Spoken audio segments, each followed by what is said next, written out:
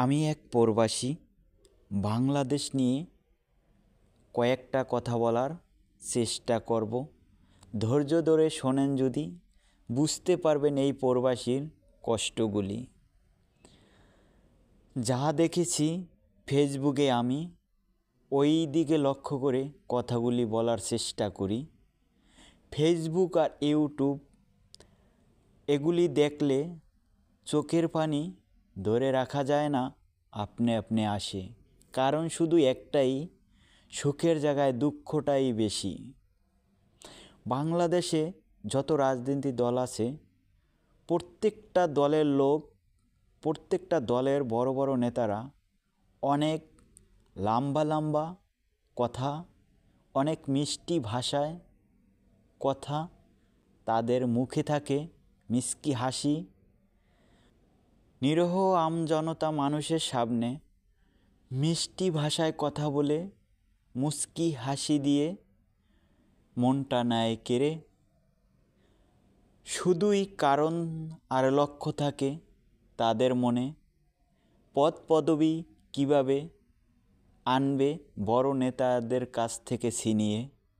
এই আশা করে গ্রামে গঞ্জে, প্রত্যেকটা জেলায় কি ওয়ার্ডে, ছোট হোক আর বড় হোক, প্রত্যেকটা দলের নেতার মুখে থাকে মধুর আর মিষ্টি কথা, বাঁকা ঠোঁটে থাকে তাদের হাসি।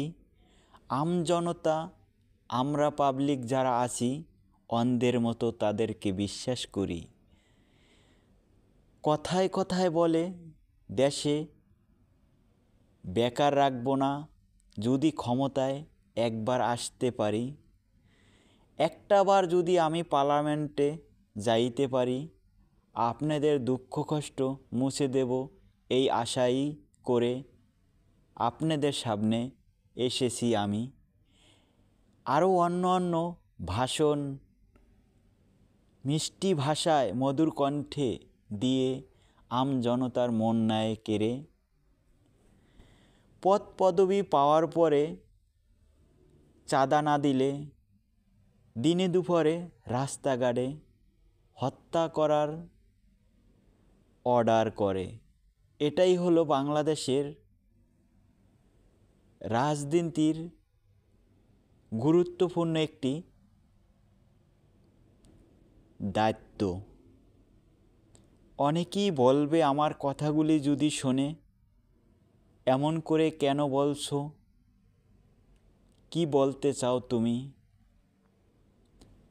আমি এক প্রবাসী।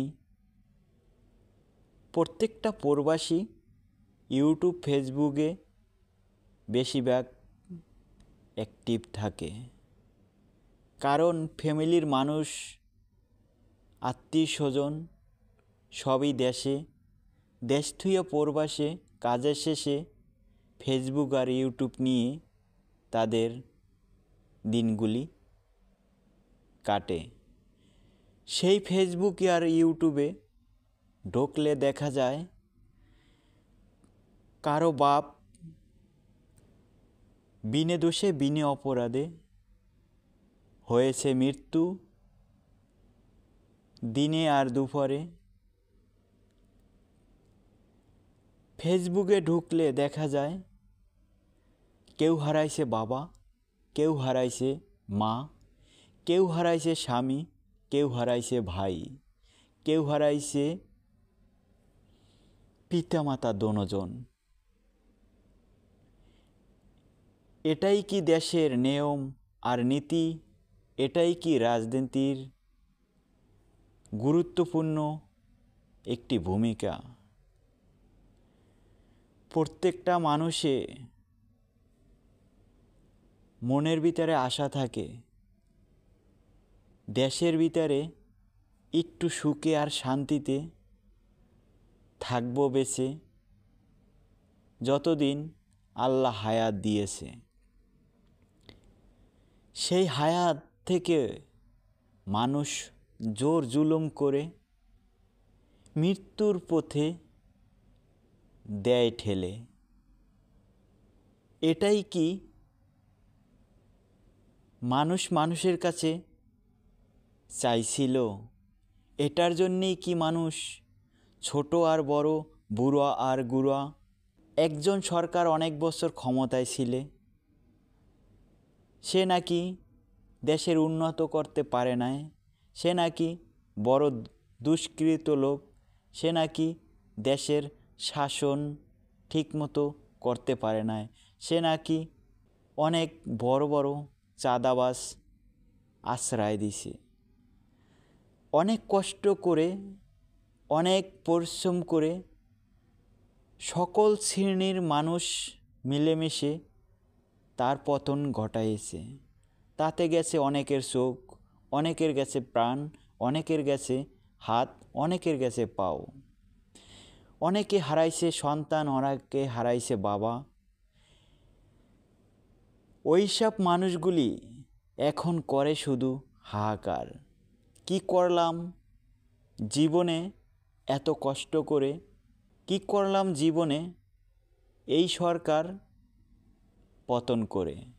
এখন দেখি ঘর থেকে জ্যান্ত মানুষ টেনে নিয়ে রাস্তায় মৃত্যুর পথে দিচ্ছি ঠেলে।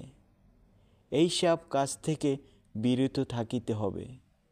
মানুষের মনে কে কারে মাইরা পদ পাবে, কেডা কোন দল থেকে বড় হাই লেভেলে যাবে, কেডা এমপি হবে, কেডা মন্ত্রী হবে, কেডা ইউনিয়নের নেতা হবে, কেডা জেলার নেতা হবে, কেডা পৌরসভার নেতা হবে, এই চিন্তায় প্রত্যেকটা মানুষ বেকুল থাকে। আর নিরীহ মানুষগুলি হাজার হাজার পাবলিক জনতার মাঝে প্রাণ দিতে হয়। এটাই কি নতুন বাংলাদেশ? এটাই কি বাংলাদেশের রাজনীতির নিয়মনীতি? একদিন তোমরাও যাবে এই পৃথিবী ছেড়ে, অন্ধকার কবরে থাকবে শুয়ে।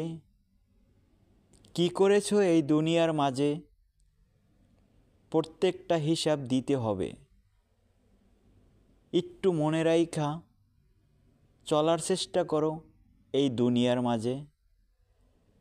যদি হও তুমি মুসলমান, ঝগড়া বিবাদ থেকে একটু থাকো বিরত। মুসলিম সব আমরা ভাই ভাই, এই কথাগুলি চিন্তা করে ঝগড়া বিবাদ থেকে দূরে থাকার চেষ্টা করি আমরা সবাই। আমি প্রবাসী জাহিদ, অনেক কথা বলেছি। আমার কথায় ভাষায় যদি ভুল হয় ক্ষমা দৃষ্টিতে দেখবেন সবাই।